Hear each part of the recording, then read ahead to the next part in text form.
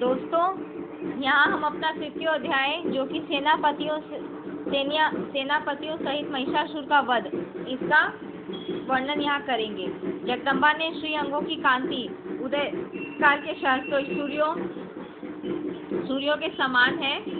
वह लाल रंग की रेशमी साड़ी पहने हुए, उनके गले में मुंडमाला शोभा पा रही है। दोनों स्तनों पर रक्त चंदन का लेप लगा है। वह अपने कर कमलों में जप मालिका, विद्या और अभय तथा वर नामक मुद्राएं धारण किए हुए हैं। 3 नेत्रों से सुशोभित मुखारविंद की बड़ी शोभा हो रही है। उनके मस्तक पर चंद्रमा के साथ ही रत्नमय मुकुट बंधा है तथा वह कमल के आसन पर विराजमान है। ऐसी देवी को मैं भक्तिपूर्वक प्रणाम करता हूँ। ऋषि कहते हैं, दैत्यों की सेना को इस प्रकार तहस नहस होते देख महादैत्य सेनापति चिक्षुर क्रोध में भरकर अंबिका देवी से युद्ध करने के लिए आगे बढ़ा। वह असुर रणभूमि में देवी के ऊपर इस प्रकार बाणों की वर्षा करने लगा जैसे बादल मेरुगिरी के शिखर पर पानी की धार बरसा रहा हो। तब देवी ने अपने बाणों से उसके बाण समूह को अनायास ही काटकर उसके घोड़ों और सारथियों को भी मार डाला। साथ ही उसके धनुष तथा अत्यंत ऊंची ध्वजा को भी तत्काल काट गिराया। धनुष कट जाने पर उसके अंगों को अपने बाणों से बींध डाला। धनुष, रथ, घोड़े और सारथी के नष्ट हो जाने पर वह असुर ढाल और तलवार लेकर देवी की ओर दौड़ा। उसने तीखी धार वाली तलवार से सिंह के मस्तक पर चोट करके देवी की भी बाईं भुजा में बड़े वेग से प्रहार किया। राजन देवी की बाह पर पहुंचते ही वह तलवार टूट गई। फिर तो क्रोध से लाल आंखें करके उस राक्षस ने शूल हाथ में लिया और उसे उस महादैत्य ने भगवती भद्रकाली के ऊपर चलाया। वह शूल आकाश से गिरते हुए सूर्यमंडल की भांति अपने तेज से प्रज्वलित हो उठा। उस शूल को अपनी ओर आते देख देवी ने भी शूल का प्रहार किया। उससे राक्षस के शूल के सैकड़ों टुकड़े हो गए। साथ ही महादैत्य चिक्षुर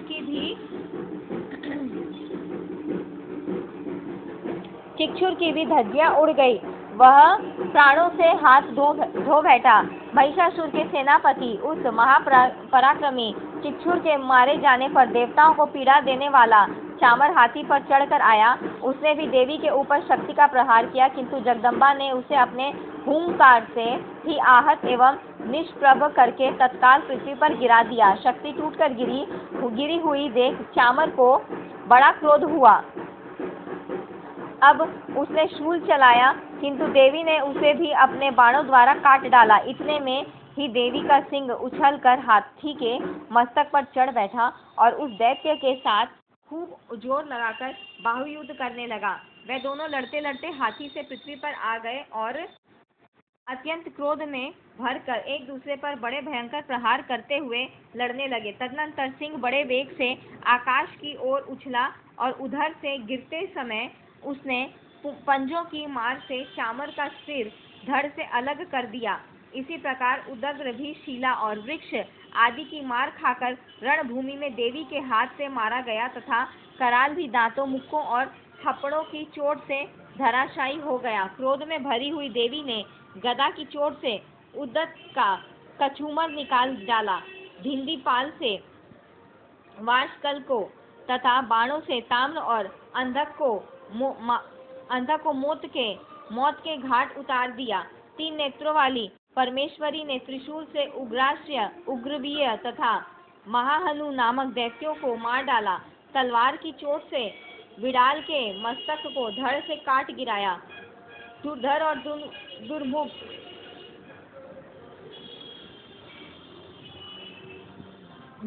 दुर्मुख इन दोनों को भी अपने बाणों से यमलोक भेज दिया।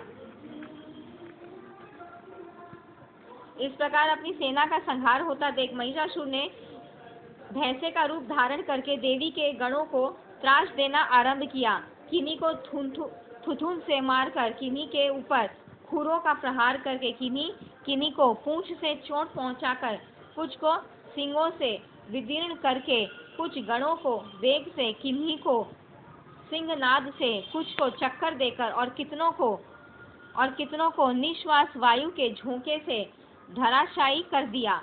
इस प्रकार गणों की सेना को गिराकर वह असुर महादेवी के सिंह को मारने के लिए झपटा। इससे जगदम्बा को बड़ा क्रोध हुआ। उधर महापराक्रमी महिषासुर भी क्रोध में भरकर धरती को खुरों से खोदने लगा तथा अपने सींगों से ऊंचे ऊंचे पर्वतों को उठाकर फेंकने और गरजने लगा। उसके वेग से चक्कर देने के कारण पृथ्वी क्षुब्ध होकर फटने लगी। उसकी पूंछ से टकराकर समुद्र सब ओर से धरती को डुबोने लगा। हिलते हुए सींगों के आघात से विदीर्ण होकर बादलों के टुकड़े टुकड़े हो गए। उसके श्वास की प्रचंड वायु के वेग से उड़े हुए सैकड़ों पर्वत आकाश से गिरने लगे।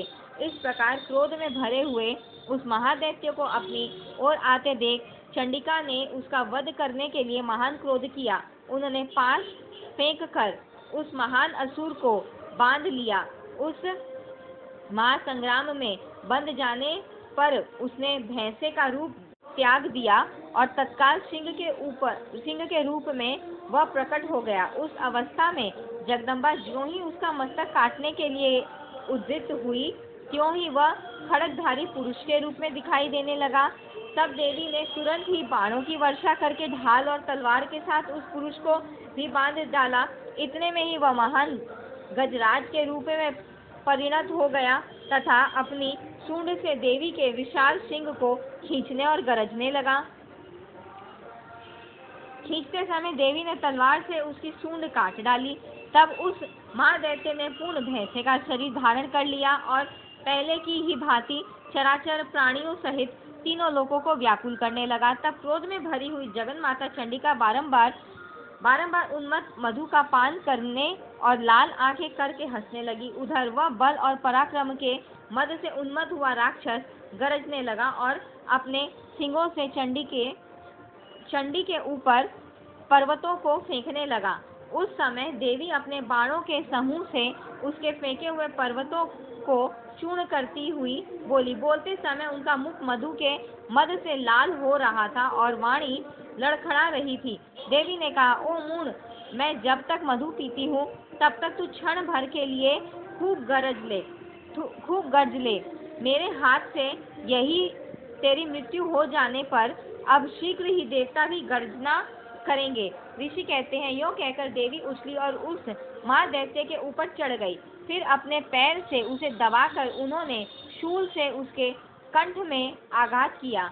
उनके पैर से दबा होने पर भी महिषासुर अपने मुख से अभी आधे शरीर से ही वह बाहर निकलने पाया था कि देवी ने अपने प्रभाव से उसे रोक दिया। आधा निकला होने पर भी वह महादैत्य देवी से युद्ध करने लगा।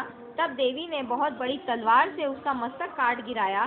फिर तो हाहाकार करती हुई दैत्यों की सारी सेना भाग गई तथा संपूर्ण देवता अत्यंत प्रसन्न हो गए। देवताओं ने दिव्य ऋषियों के साथ दुर्गा देवी का स्तवन किया। गंधर्व राज गाने लगे तथा अप्सराएं नृत्य करने लगी। इस प्रकार श्री मार्कंडेय पुराण में सार्वजनिक मनवंतर की कथा के अंतर्गत देवी महात्म्य में महिषासुर वध नामक तीसरा अध्याय पूरा हुआ। तो दोस्तों, यहाँ हमने देवी का तीसरा अध्याय जो है हमने दुर्गा सप्तशती का उसे संपूर्ण किया है।